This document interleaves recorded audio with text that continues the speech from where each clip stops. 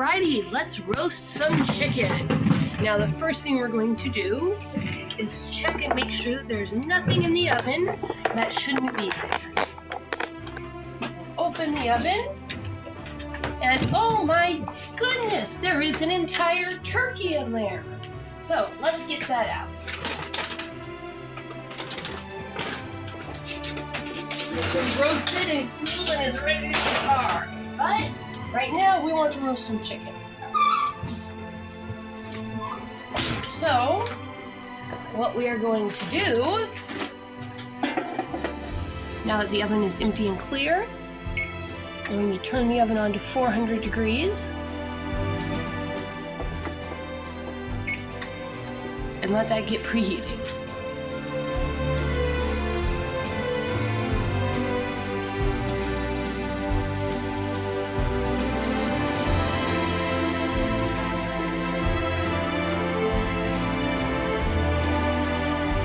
Meanwhile, over here we've got a bowl, a spatula, a roasting pan, spices, some cilantro and scallions for after roasting garlic, a blender, and the chicken. We will also, of course, need a knife and cutting board for the spices, but we won't do that till after we roast the chicken. So, what we do is we don't want just any chicken, we want a nice holiday chicken. So, what we're going to do is we're going to grab our olive oil,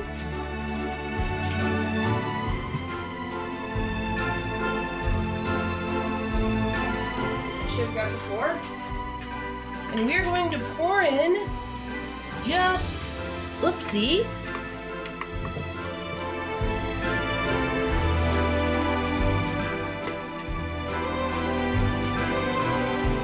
I hope that crack doesn't leak. I just dropped it this morning. We're going to pour in just half a cup of olive oil. Alright, let's put that first line there. Now, in order to help the meat cook and soften, we're going to pour in a tablespoon of red wine vinegar. Then on top of that, we're going to add a teaspoon of pink Himalayan sea salt. Any salt will do though. And on top of that, we are going to add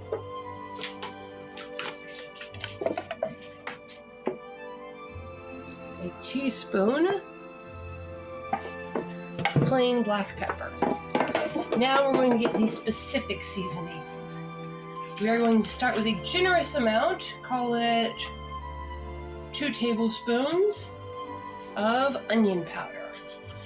This is in place of fresh onions. Dried onion and garlic powder for flavor are your best choice if you don't have fresh. And 2 tablespoons garlic powder.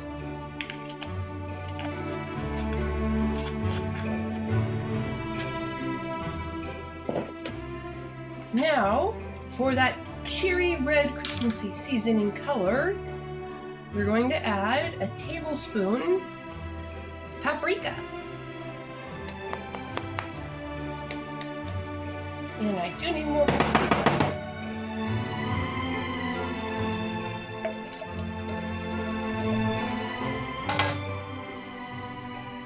And just to give it a little kick, just half a teaspoon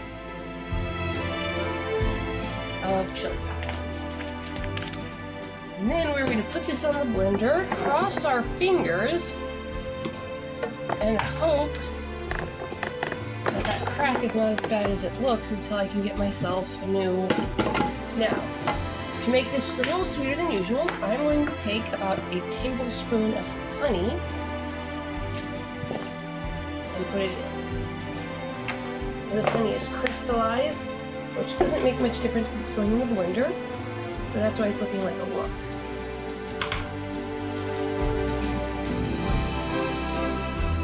Alright. Lid. And blend. All right, let's roast some festive Christmas Brussels sprouts and carrots. Also a good New Year's dish. To be quite frank, this is a very general dish. It is by convention a Christmas dish because both Brussels sprouts and carrots, without refrigeration, store a long time into the winter. Now, why am I putting down the cooling rack before I put down my cookie rack? Because this cookie rack just came out of the bottom of the oven, the broiling pan, and it's a little toasty. Okay. So, we have our leftover seasoning mix from the chicken. So that is what we're going to marinate the Brussels sprouts in. So now the carrots were not frozen, so our first step is going to be to rinse them. When you're cooking holiday meals, there will often be many other people doing many other things in the house. You've got to be prepared to work around other people's stuff.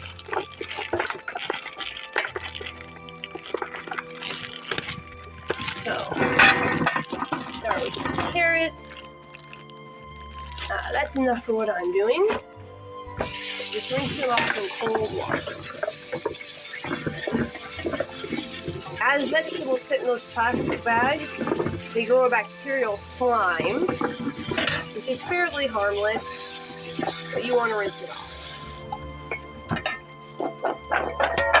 off. Tossing it like this helps shake out the water and dry them a little quicker.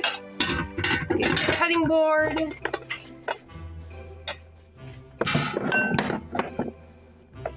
And come back to the preparation area. Alright, now we want each of these carrots. Now these are baby carrots, so we're just going to basically cut them into thirds.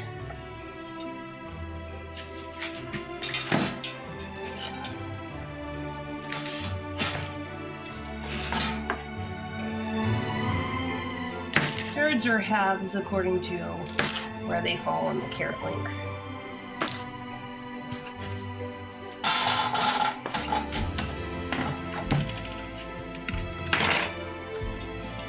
The reason why there are so many cruciferous vegetables like celery and Brussels sprouts, and then tubers like carrots and potatoes on holiday menus from places where it's cold in the winter, is that these are the vegetables that store the longest, which is not as much of a factor today when we have refrigerators and we can ship food from warmer parts of the country to colder parts really quickly, but it was a big deal back in the day.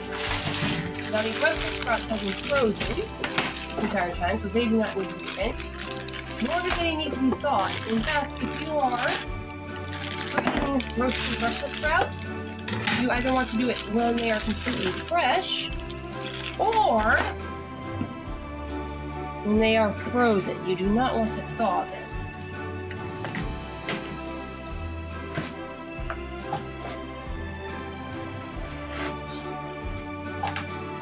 Alright, just one layer thin.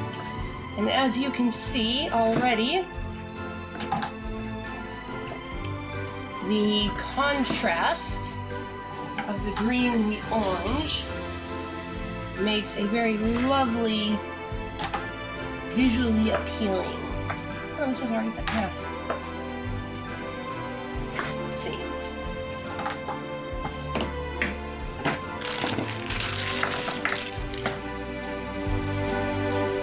Food presentation, believe it or not, it is actually nutritionally important how you present food. If someone is eating food they like, they've actually done scientific studies on this. If someone is eating a food that they like and that they're familiar with, they absorb far more of the nutrients than if they're eating food that they don't like or they're not familiar with.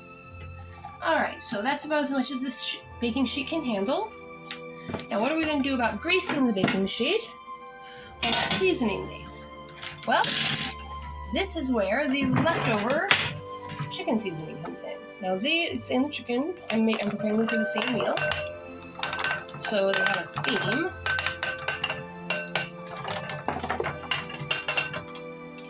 All right.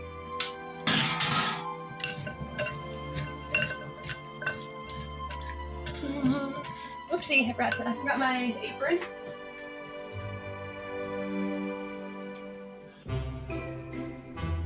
Where did my apron go? Do.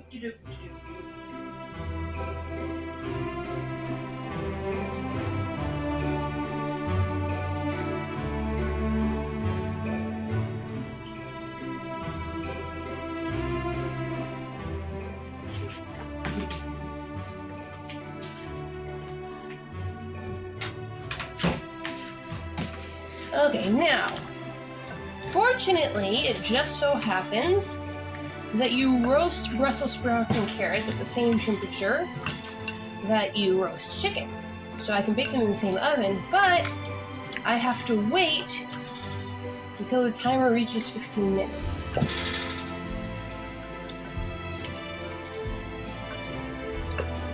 Okay, these are now coated in plentiful oil. So the top layer I'm just going to scrape right off into the cookie sheet. You just gotta make sure nothing's sticking together, make sure they're all in one layer so that they roast evenly. But there's too much, oil in there. So what I'm going to do is show you a trick specifically for poaching eggs. I do use it for scooping poached eggs out of boiling water, but it's really great for draining excess oil seasoning off of whatever. It allows the excess to drip back in. Then you're left with just the leftover sauce in there, which we can use again for something else. This is why I don't get particularly stressed out making the exact correct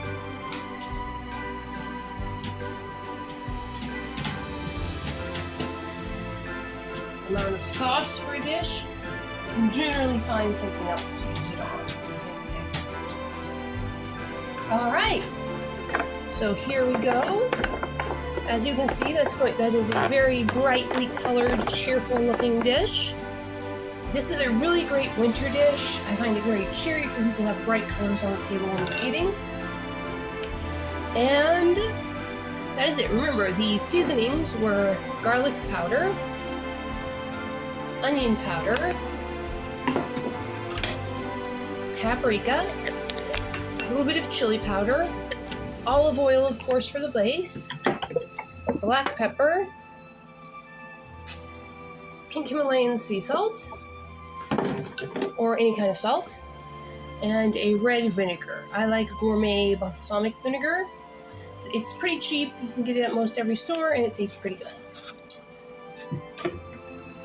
Okay, now we are going to take this over to the oven and check what time the chicken is on. So the chicken is at 22 minutes. I set it for 15. That means we have 7 minutes before we can put the vegetables into roast with the chicken. Now remember, every time you open the oven, you have to add a minute or two onto the cook time, because when you open the oven, it lets the heat out. Now, I'm going to let you sit here and watch that chicken broil.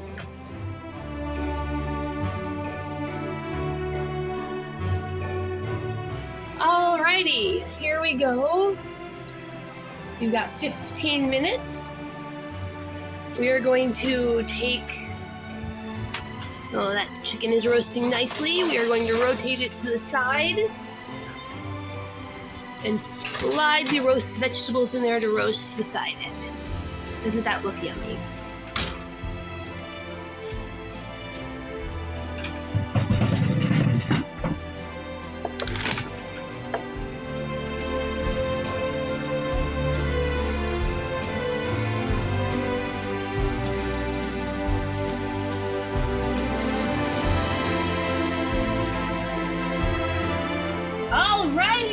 we have some roast chicken and vegetables.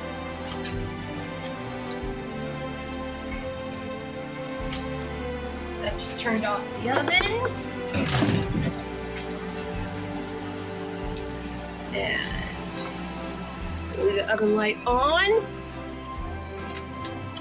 Grab a nice thick pot holder. And that chicken's looking good. You can see all that white stuff that's bubbling out. That means the fluid on the inside was cooking.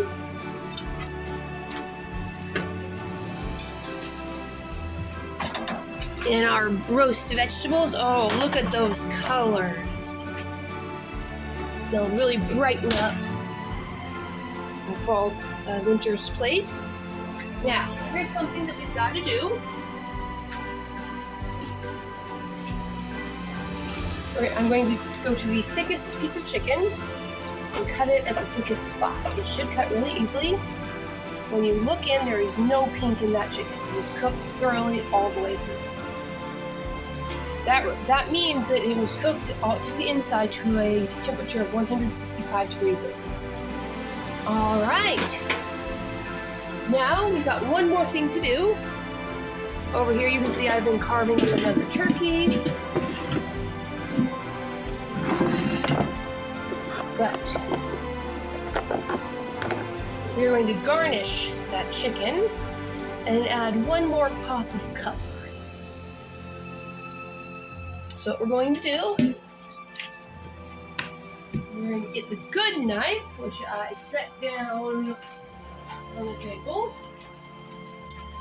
We're going to cut ourselves out some nice green scallion rounds to sprinkle over the top of the chicken, and some nice green parsley flakes. And we're going to mix those together. And we're going to get one more thing to pop the color.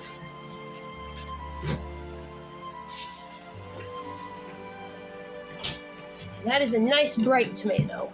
And when I'm preparing these bright red tomatoes for Christmas dishes, for New Year's dishes, I like to just gotta be grateful that I live in a day and age when they're so cheap and easy to get a hold of in winter, because that was not the case. I'd be using dried tomatoes at best if I had any to, or canned tomatoes at all in past generations. Okay, so what I'm going to do, move this cutting board slightly out of the way. We're going to get 2 dishes.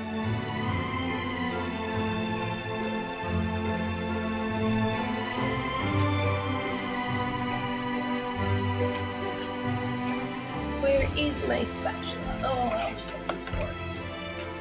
Alright, so the chicken, of course, is the center point of the dish. Little black stuff on there that's unavoidable.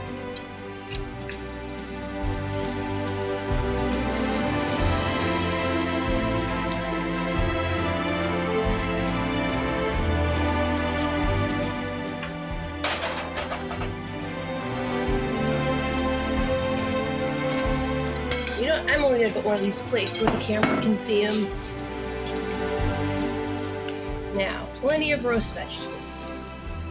The roast vegetables are going to be the main mass of this dish. I happen to know the person I'm cooking for who really likes roast Brussels sprouts. So I'm going to give them plenty. Other dish out of sight. I'm not very fond of roast carrots myself. Not that bad. Roast Brussels sprouts are delicious. Okay, and now, just to kind of set this off, I'm going to space out my tomatoes like this. And because tomatoes can be a bit bland, I'm going to give them just a touch, a sprinkling of salt. Everything else is well seasoned of itself. Take the parsley. Sprinkle the parsley over the top.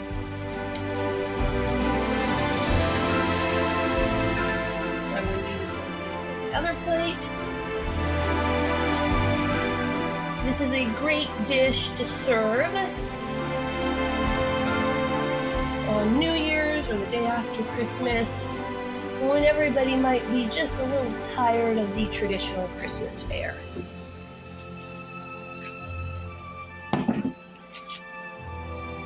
All right, that is oven roasted chicken and Brussels sprouts.